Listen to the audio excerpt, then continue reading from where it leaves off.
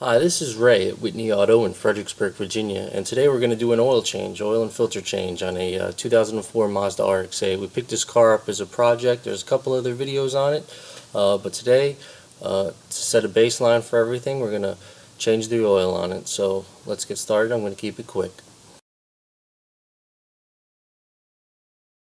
Now, in order to pop the hood, inside here by your left foot, as if you were the driver, you're going to see your trunk release, and right next to your trunk release is your hood release lever. We're just going to give that a pull, and you'll hear the hood pop.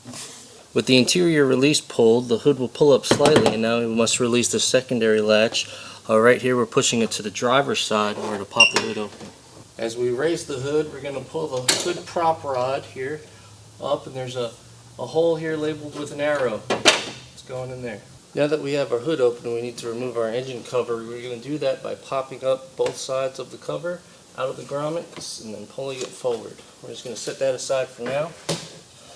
And while we have the hood open here and the cover off, we're going to identify the other parts that we need to find.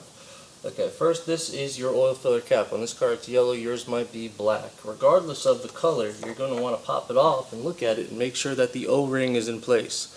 Without this O-ring, you could have increased condensation buildup, so it's very important you keep this O-ring in place. Another suggestion, if I may make it, is to put it right here in your hood latch. With it in your hood latch, you have zero chance of forgetting to put it back on and closing the hood and driving away. You make quite a mess if you do, but right here, the hood won't close because your hood's going to hit it and the latch won't shut, and you'll go, oh yeah, I forgot about the cap. The other things you need to find under here are your dipstick and your oil filter, which is also right back here behind your dipstick. Now, another thing I like to do, if I may suggest, is to remove this breather hose off of the oil filler cap neck. Now, this hose will pull off. You could use a pair of pliers if you need to. Try not to twist it or yank on it too much because you could break the plastic end on the boot. But what happens a lot of times, people will use a big filler, big funnel, and what happens is it doesn't drain fast enough. The oil will build up in the neck and drain through that hose right down into your air boot, and you might have smoking or oil on your air filter or oil on your mass airflow sensor. All those things are things that you would want to avoid. The easiest way to avoid it is to just pull that hose off. Now, that's something else you're going to want to remember as we're filling up the car with oil, is to not fill it up too quickly or you could have buildup into this breather neck. Now, over on this side of the engine, you're going to want to check your dipstick. Your dipstick is located just in front of your oil filter. You're going to pull that off. Although this is a rotary car, you're going to do it the same way you would any other car.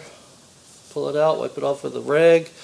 Take a look at it then. You'll notice the minimum line and the full mark. You generally want to be around the full mark. So let's put it in and see how much oil we have in the vehicle right now. As you can see, if you can see it on the camera, it's pretty darn close to the full mark. It's maybe an eighth of a quart low.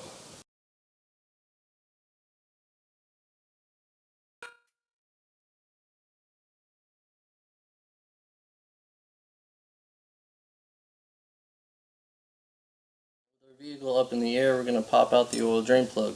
This is an American car, so the driver's side is right here, passenger side is right here. On the passenger side is where you're going to find your oil drain plug. It's a 19mm plug, so we're going to use our 19mm wrench to pop it loose and spin it off. Now, as we spin it off, be careful to watch. There will be a crush washer on it, or there should be a crush washer on it. We're going to let the oil drain out. Now, this is our oil drain plug here. As you can see, there's a crush washer on it, and the washer's broken. It's something you're going to want to replace every time you change the oil. I've put the factory part number right here in case you're interested in getting one. It's just a little silver washer. Now, the problem sometimes is getting them off. If you've watched my Mazda 3 oil change video, you'll see you can work them off with a pair of pliers. But on the RX-8, the drain plug does not have a shoulder. So what I like to do generally is to just put it on my wrench, slam it on the ground or table a couple times, and it'll generally pop right off. Then you can install your new washer and install it on the car. Now that the oil's stopped to just barely a dribble and we have our drain plug washer installed, we're just going to hand thread it in.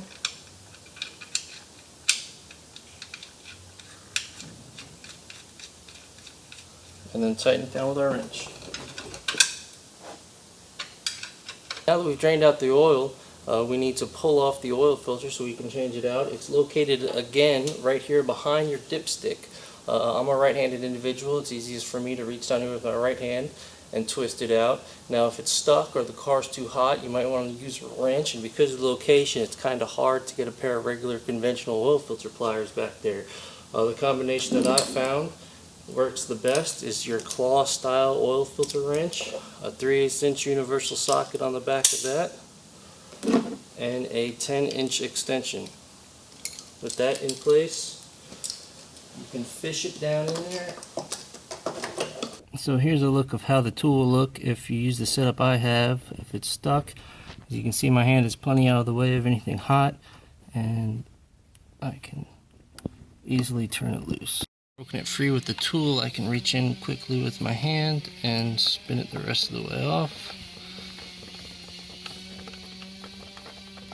I'll turn it over quickly so not too much oil drains out, and pull it out. As with any new oil filter, you want to take a dab of clean oil and just roll it around on the O-ring to make sure it fully seats and fully seals. And simply reach in with my new oil filter and screw that back on. Now with our oil filter on and our drain plug tight, we're ready to put in our new oil. Again, you want to use a funnel that's deep enough to get past this breather vent. If you don't have one, make sure you took off the hose.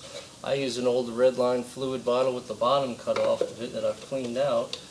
I just stick that in there, and again, you want to pour slowly. Now I generally start with 4.5 quarts on the RX8. It's usually right on the money from a regular oil change and filter to put you right where you should be, but we're going to pour it in slowly, and then we're going to check the level after the car is warmed up and running again.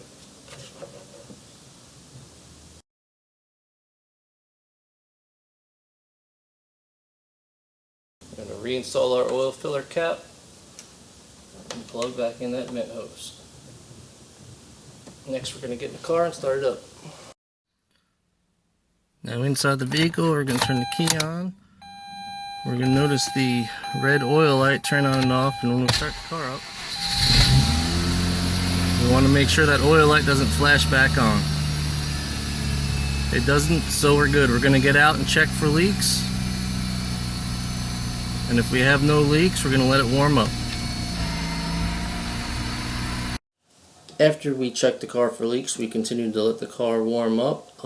Then we let it cool off for a few moments and check the oil level using the dipstick just as we did before. We reinstalled the filter and closed the hood, and it's all ready to go. So that's your whole procedure on how to change the oil in an RX-8. One question we get a lot is what grade of oil should we use? I try not to cause battles on that ground, because anybody who's part of an RX8 Facebook group or forum will tell you that everybody has their own standpoint, and anybody who's ever driven an RX8 is an expert in their own right.